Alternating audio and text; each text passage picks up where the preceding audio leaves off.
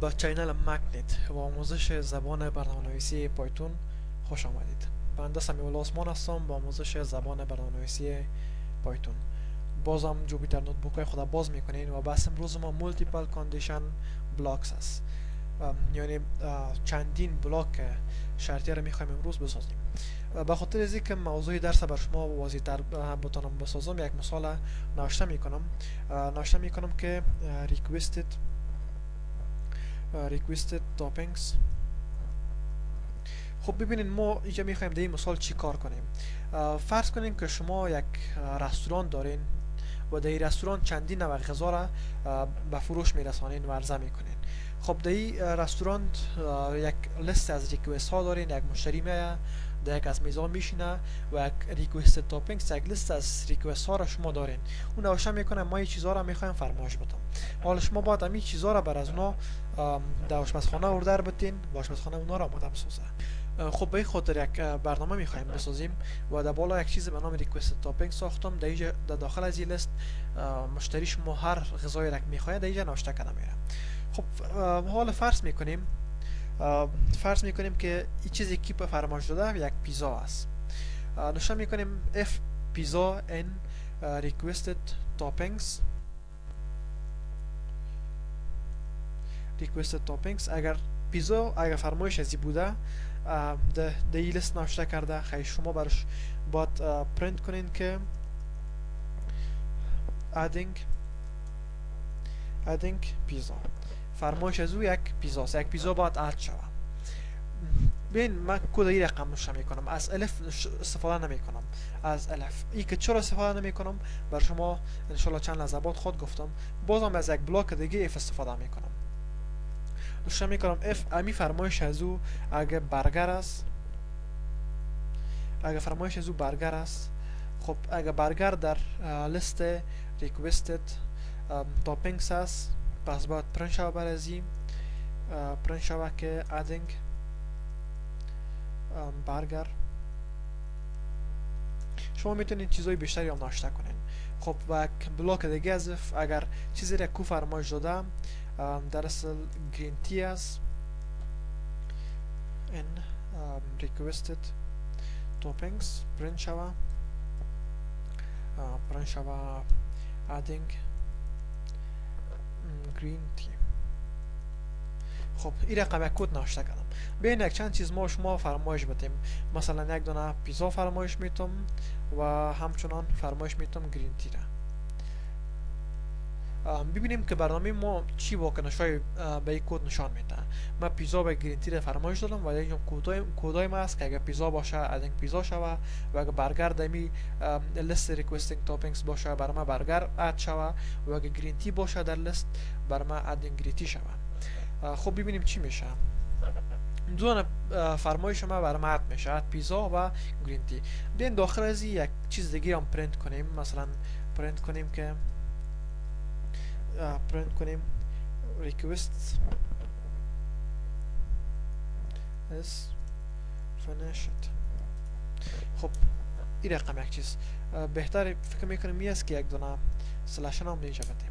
خب این قسمت از کد شما دیدین. ما یک دونه لیست از فرمایش ها داریم. در اینجا پیزا و گرین تی رد کردیم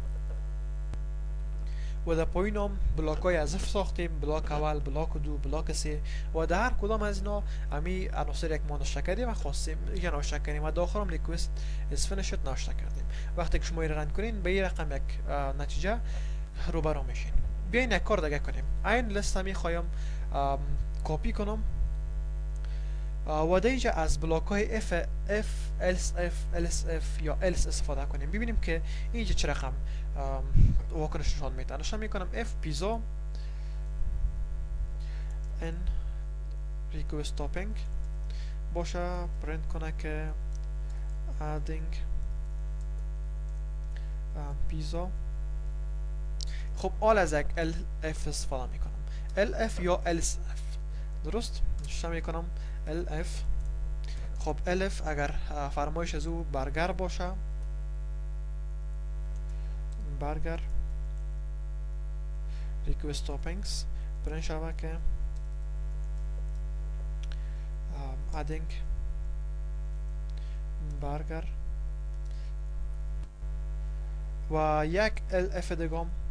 خب اگر فرمایش از او گرین تی باشه and request toppings print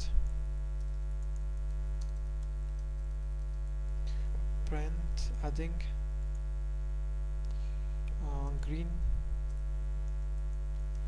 tea. خب داخلم یک پرینت دیگه، یک نمایش سلاشن requests is finished. خب ببینید این چه رقم کار میکنه. اگر من یک بلاک اف جور کنم و چند دانه الف نوشته کنم، حالا چه رقم کار میکنه. بازم همون پیزا و گرین تی را فرمایش داریم. دیدید شما دیدین که بر من هم پیزا را اد کرد و هم گرین تی را اد کرد همزمان. و اگر این رقم کد کنم چی خواهد شد؟ بر من فقط پیزا اد میشه. فرق یک قسمت از کد و یک قسمت از کد انشالله که شما تایجه متوجه شدین که چه رقم است. ببینید اگر شما از اف و الف ها استفاده کنین، میخواستم بر شما را بگویم که وقتی که حداقل یک شرط از این درست باشه، اینترپریتر دیگه شرط ها را اصلا چک نمیکنه، همگیشان اسکیپ میکنه. اگر فقط یک شرط درست باشه، همون شرط رن میکنه، همون بلاک از کد که پایین از او شرط است او را رن میکنه و دیگه کد ها را، دیگه شرط ها را کاملا اسکیپ میکنه. اینجا وقتی که پیزا دیجا است، میبینه که پیزا دی لیست است است، این قسمت از کد خیرن کو برش، دیگه بلاک های الف چی کو، دیگهش اسکیپ کو، دیگهش کاملا نادیده میگیره، مستقیم این قسمت اسکیپ میکنه، مستقیم بالای پرینت ریکوست اس فینیشد میایه و این قسمت ها را مکمل چی میکنه، نادیده میگیره. به خاطر ما از چندین بلاک اف استفاده کرده بودم. یک اف به خاطر پیزا، یک اف بر برگر، یک اف بر گرین. اینترپریتر چی میکنه؟ می این قسمت چک میکنه آیا درست است؟ بله این را پرینت کو. اگر نیست مشکل نیست، به دیگه چک کو. این بلاک اف دیگه برگر چطور؟ برگر درست است؟ خیر رند کو. اگر نیست چی مشکل نیست، اف دیگه را چک کو. اگرش درست است رند کو، اگر نیست باز نادیده بگی و پیش برو. پس هر سه اف ها همزمان چک میشن، ولی در اینجا اینترپریتر فقط یک از اینا را چک میکنه. اگر حداقل یک از اینا هم درست باشه، کد زیر امو قسمت رن میشه و از دیگهش اسکیپ میشه و نادیده میگیره. پس وقتی که این قسمت از کد درست بود، دو دیگه شه اینترپریتر نادیده میگیره و اسکیپ میکنه. فقط بر ما پیزا اد میشه. خب من این بخش از کد میتونستم یک شکل دیگه هم بر شما نمایش بدم. میتونستم از یک فور لوپ استفاده کنم. شما فرض کنین ما چی میکنم، من این قسمت سابق کپی کرده بودم، ریکوست تاپینگز، دوباره اینجا پرینت میکنم، پیست میکنم، نوشته میکنم فور آل یک متغیر. ما شما با این کاملا آشنا هستیم. نوشته میکنم ریکوستد، یک متغیر است، میتونین آر بانین، کیو بانین یا نامش ریکوستد بانین. من نامش ریکوستد ماندم. فور ریکوستد ان ریکوستد toppings.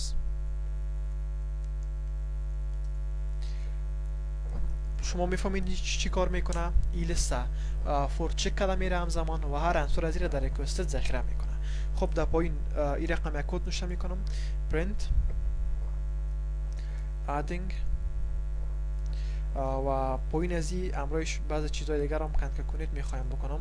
اینجا امروش کنکه کنید میکنم امو ریکوست های ما را requested، بله، و این را کنکه کنید میکنم. بازم امروی یک نقطه خالی فرزن، یک چیزی که میخواین شما ریکوست کنکه کنید میکنم و داخلم امو پیام آخری ما را که داشتیم به نام خب یک سلاشن بود اول request is finishing. خب این رقم یک چیز. ببینید این را رن کنیم چی میشه. خب میبینین برای من ایرور چی میگن؟ نیم request topping is not defining. مشکل در نام است، نامم در request toppings است مشکلش. این شما چی کنین چی مشکل داره؟ مشکل بله در اینجا است که ما کیو نشه نکردیم. بله به این شکل بازم هم مشکل دارم. requested toppings، بله اشتباه نشه کردیم.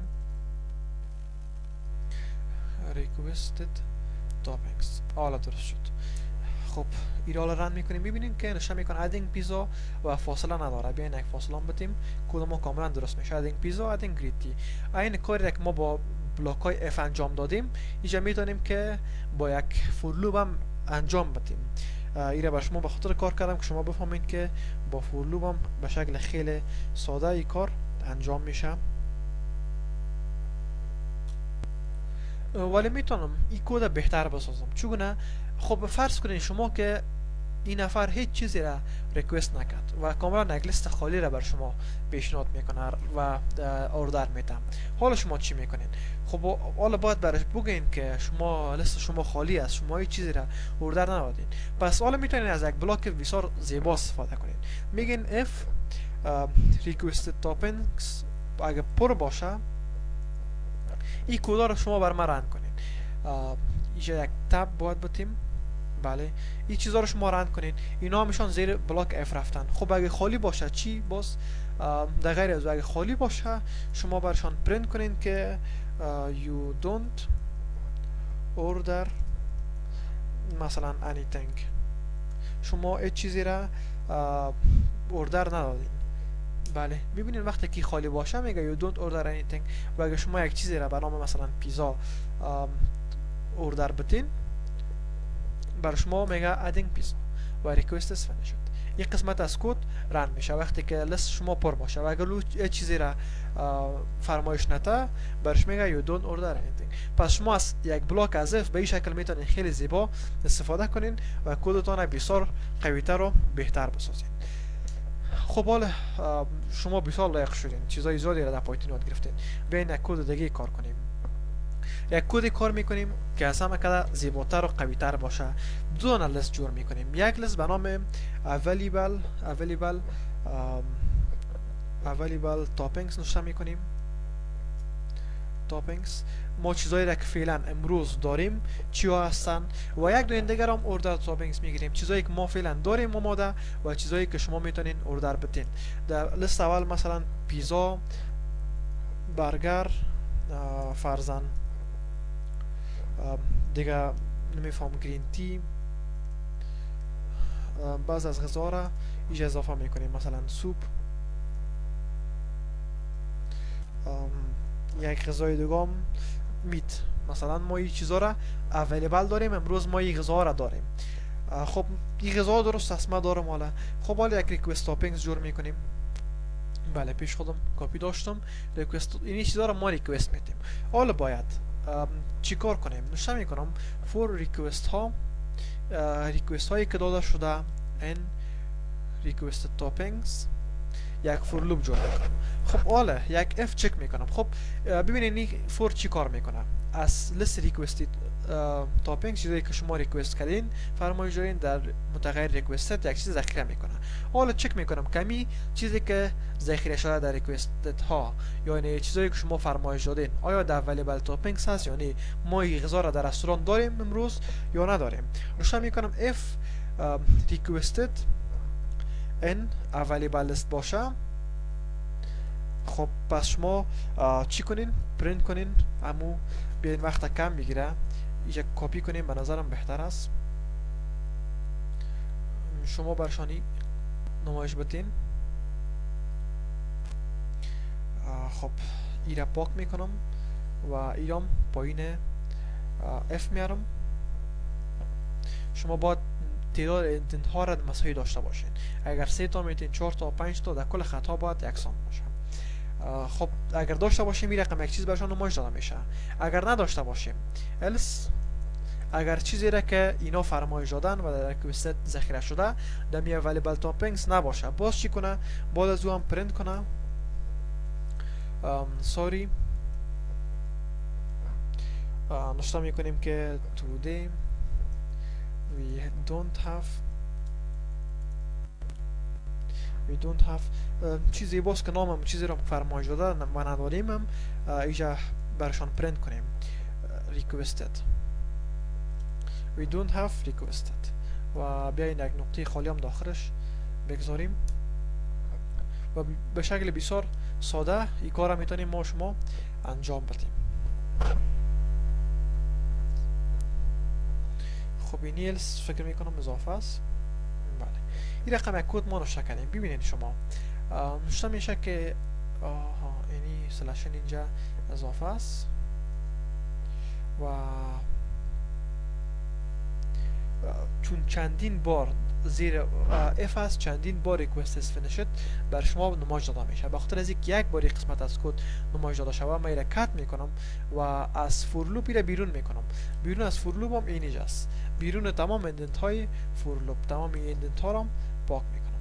بله این شکل حالا یک باری رن میشه و سلشن هم برش اضافه میکنم. ببینین ادینگ پیزا، ادینگ گرین تی و ریکوست فینیشد. اگر من یک چیزی اضافه کنم که ایت نباشه، مثلا بلک تیم میگه که سوری، خب اینجا ما یک گذاشتیم تا که sorry today we don't have black tea، ولی گرین تی را بر ما اد میکنه. ادینگ گرین تی، اینجا بلک تی که من خواسته بودم نیست، ایره میگه we don't have black tea و گرین تی که خواسته بودم من برای من نمایش میده.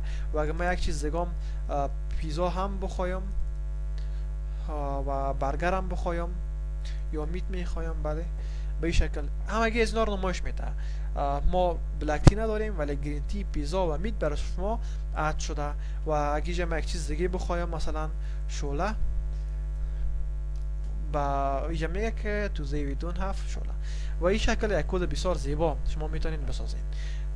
تا اینجا انشالله که بسیار کاملا یاد گرفته باشین. اگر مشکل در درس دارین یا درس های قبلی دارین یا مشاوره در بخش پایتون ضرورت دارین، در کامنت ها بنویسین. کانال ما را سابسکرایب کنین و ویدیوهای ما را لایک کنین. با ما باشین و پایتون یاد بگیرید.